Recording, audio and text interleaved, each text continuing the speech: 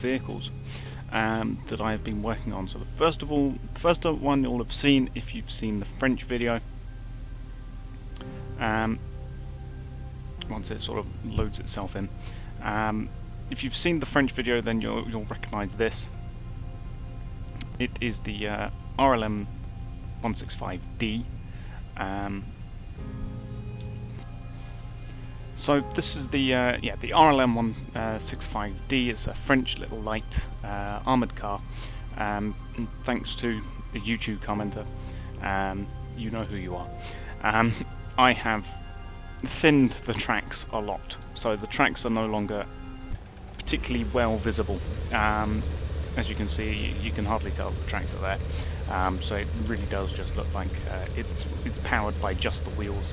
The idler and the sprocket are still there, but honestly, I don't really mind them being there. They're small enough to not be of particular note or anything. But yeah, so this is our little French interwar armoured car. 47mm or 37mm. I think it looks like a 47, but I could be wrong. It's probably a 37. Yeah, little anti-tank, French anti-tank gun. Two-man crew with a driver and then the commander doing basically everything else. It does have a radio for being a sort of scout tank. And yeah, it goes 15 miles an hour, which is not particularly fast, but you know, it's for an interwar armoured car. This is the best you're gonna get. It has no armour basically. 15 mils front of the turret, in front of the hull. 10 mils literally everywhere else. We've got a spare wheel on the side. V6 engine, I think, 6 litre V6, the default engine. And yeah, there's the two-man crew there. And as for firepower, it's a 37mm. So there you go. Yeah, it's a 37mm anti-tank, French anti-tank gun, 46 mils of penetration, which for interwar is, it's all right. But yeah, so that is the first armoured car. Now switching over to Britain, I've got two different armoured cars to show. One is technically not an armoured car. It's a truck. I've called it the Alfred Clarendon armoured truck, named after the Alfred Clarendon that I named this little thing after, as we all recognise from the Tankettes video. I tried to make it a machine gun and have it fire fast, but I can't. Going into the game files didn't help. Well, the blueprint file. But yeah, so this is the armoured truck. I haven't changed the tracks because honestly, it's not very good. It's not worth the bother. As you can see, it doesn't turn. The front here is actually an idler wheel, and I don't think it actually has physics for the ground. As you can see, it doesn't actually have suspension or anything, unlike the rear tyres. So it's sort of decorative, but it also means that the truck can't really go up hills or anything. It has got double wide rear wheels, but it's essentially what this truck is like. Don't know why it does this, but what this truck is like is it's like having these wheels. Where is it? Road wheels. It's essentially like having road wheels, but all the way forwards. Sort of like this. Sort of like having them both at the back here. That's essentially what it's like. It's like having the wheels like this, which is why the truck doesn't really work very well. But it was an experiment, so if I could try and make it look like a truck, and I could. It looks like a truck. You know, you've got like the armored visor here. It's got, you know, 10 mils of armor there, but then these things add an extra like 10 mils of armor around like the armored windows. So there's that. But otherwise, yeah, it's got no armor whatsoever. It's barely an armored truck. It's got these things here, which are meant to give it sort of like the truck rear box thing, and it's got some stowage in the back. Log at the back. There's the rear lights. Yeah, it's not very good. It was an experiment. It looks like a truck, but that's about it. It's not really that fast either. It's 11 miles an hour. It struggles going, well, turning for one. But then, yeah, on any sort of bumps or anything, as you can see, because only the rear tyres have grip, yeah, it doesn't really do anything. the front idler is literally just to give it the illusion that it has a pair of front wheels, and as you can see, it does nothing. Those front wheels are touching the ground, but they're not doing anything. But yeah, so this is why I haven't bothered changing the tracks on this thing. So yeah, it's not particularly great. It's also unarmoured because it is just an armoured truck for like the home guard. The other thing that I have though is far better.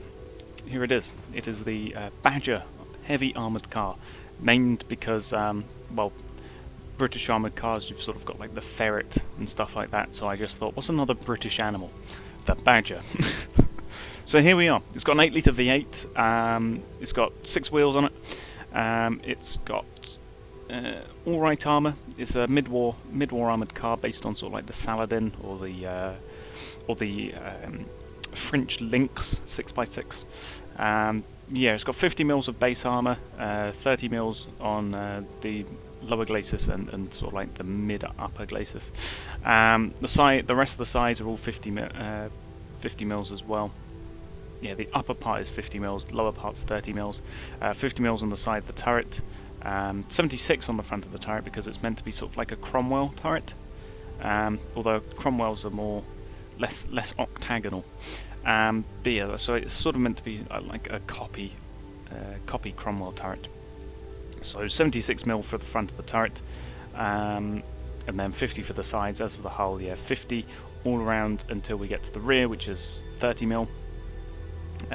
30 mil, 30 mil, 30 mil rear of the turret as well. It's a 5-man crew, 2 guys in the hull, 3 guys in the turret. It's got a 75 mil, 126 mils of pen, which is pretty online for medium tank guns, sort of going off of World of Tanks penetration, as it were. Yeah, as you can see, pretty bouncy suspension, makes it look like an armoured car. You know, the wheels are actually suspensioned, unlike tank wheels. So yeah, it's relatively bouncy. It's also quite fast though, which is quite nice. The acceleration's a little bit slow, but for being so well armoured for a armoured car, you know, we've got the spare wheel on the back of the hull. But yeah, for being so well armoured and well armed as an armoured car, having a pretty slow acceleration is alright. It also goes at 24 miles an hour though, which is pretty good for an armoured car. As you can see, it's sort of got like the sloping inwards bottom of the hull, and yeah, it's just a pretty decent armoured car. I quite like the Badger. I think the Badger's probably one of my better attempts at an armoured car. But yeah, so that is the British armoured cars. You've got the Badger, and I mean, I don't think we can really call the armoured truck an armoured car, really. It barely works. But the Badger at least does work, and yeah, it's pretty nice. I quite like it. So we'll move on to Italy. I didn't die for that. So welcome to the Med. We're here with Italy. And the armoured car that I have for Italy is this thing, the Autoblinder 1941, just literally named Armoured Car 1941, based off of like the Italian convention of naming things, and the fact that the Italians had the AB 41 and 42 and 43, which are literally just Autoblinder 41, which is just Armoured Car 41. 41 being the year. So it's another 2-wheeled armoured car. It's sort of like a sort of light armoured car. I've suddenly lost a whole load of space that's being used up. I don't know why that is. Let me fix that. There you go. Fixed it. Used to do when I moved the turret. But this is the Italian armoured car. It's got a 3-man crew. As you can see, gunner, driver, radio operator, commander, loader in the turret. It's got a 47mm Italian anti-tank gun, 101 mils of penetration, riveted Italian armour because that's how it is. Absolutely no armour whatsoever. 10 mils all around. I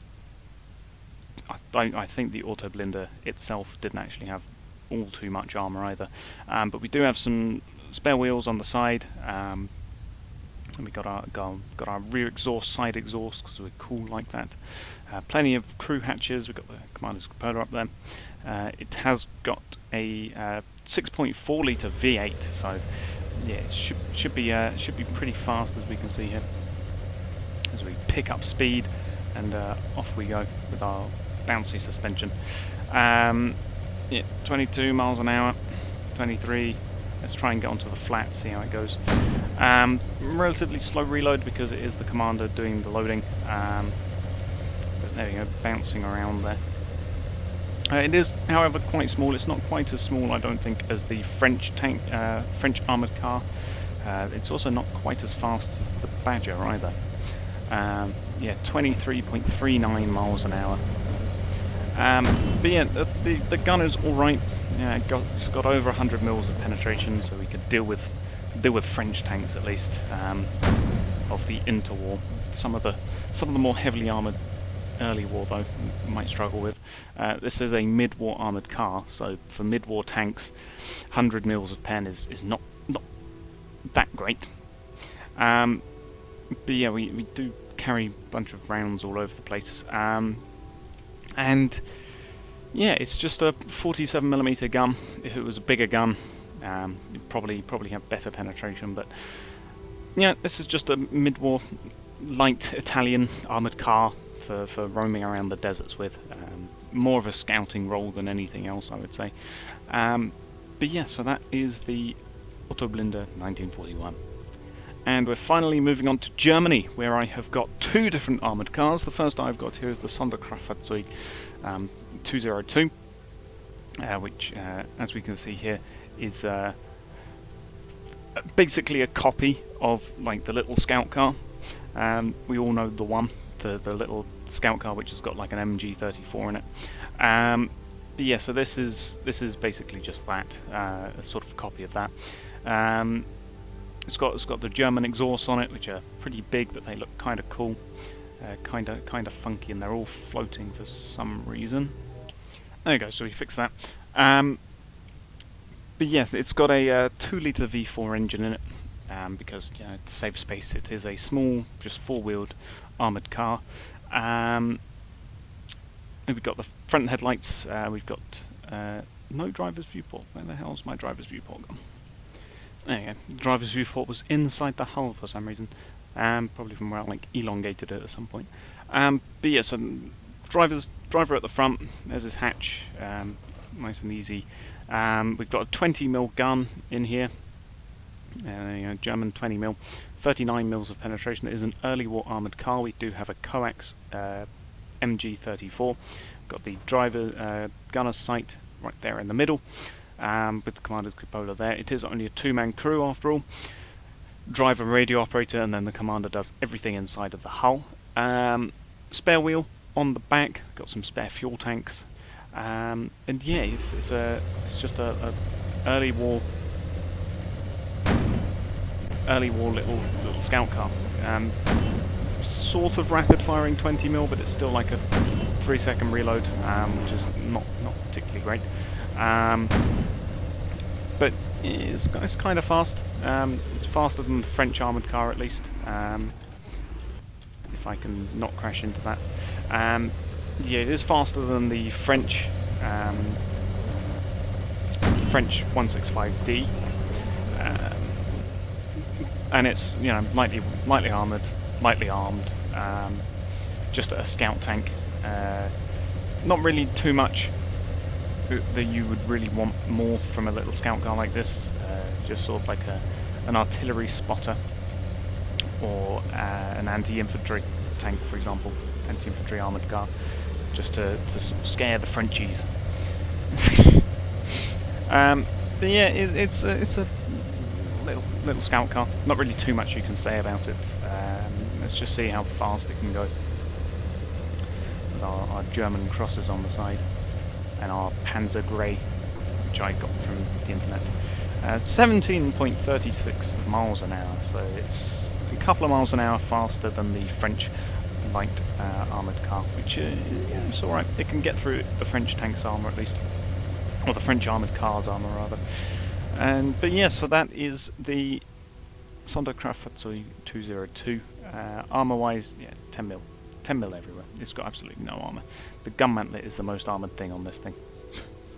So, I mean, if someone was unlucky enough to hit that instead of literally anywhere else on the tank, that's a problem for them. But the final armoured car I have here is the Sondercraft Suite 235, aka the Pack Puma copy. It's an 8-wheeled armoured car, heavy armoured car, mid-war. Yeah, it's got a pack gun in it, 50 mil, sorry, pack, what's that, pack 38. I think the 50 mil's a pack 38, because I think pack 40 is the 75 mil. But yeah, so it's got the same pack gun as the Puma has. You know, Coax Mg34, 5-man crew, because we can't drive backwards with a spare driver, but we can at least have a radio operator. So we have got commander, driver, gunner, loader, radio op. Plenty of radios for being a sort of scout car. Got some spare wheels on the side of the hull and the side of the turret. Thin the tracks again, so the tracks you can barely tell that they're there. And yeah, it's got just a 50 mil pack gun. It's got an 8 litre V8 as well. It's sitting in the back, and it's a decent heavy armoured car. Bouncy suspension again, because give the illusion of it being proper wheeled suspension, so it drives around very nicely. It's quite fast as well, 21, 22, 23, 24, nearly 25 due to that massive V8 engine that's in the back there with all of that ventilation for it, and plenty of spare fuel as well in the back as well, which is nice. So let's just see how fast we can go. 18, 19, 20, 21, 22. I think we can get up to 25, maybe 26 if we're lucky. Oh, yeah, we're climbing. And we've topped just under 26 miles an hour, so 25.9 miles an hour, which is, I think it's the fastest out of all of the armoured cars that I have to show you here. And yeah, it's a pretty decent armoured car. You know, the 50 mil pack gun is nice for taking out medium armoured targets. I mean, the pack gun itself has how much pen? 131 mils of pen, which if we were to go switch faction to Britain, for example, and we were to get, I suppose, the Castle Mark 1, we might be able to get through the front armour of this thing. But no, we can't. We cannot get through the castle.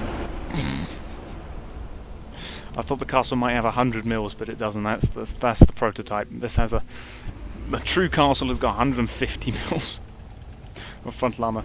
We can at least get through the cheetahs, I think. There you go, nice and easy, bang.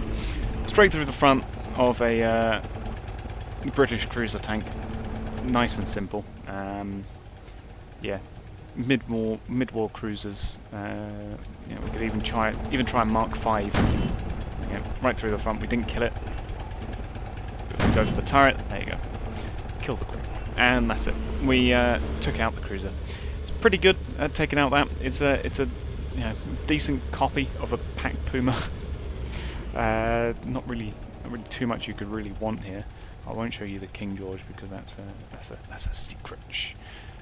Let's try a TOG. We bounced off the TOG, bounced off the side of the TOG. He's got a 17-pounder. He's not very happy, but we got through his side. There you go, nice and easy. So yeah, if you're wondering as well, the TOG is a base game thing. You can find it on any of the mid-war or the mid-war open plains map. But yeah, so that is my copy of the pack Puma. Basically, it's even got almost the same designation.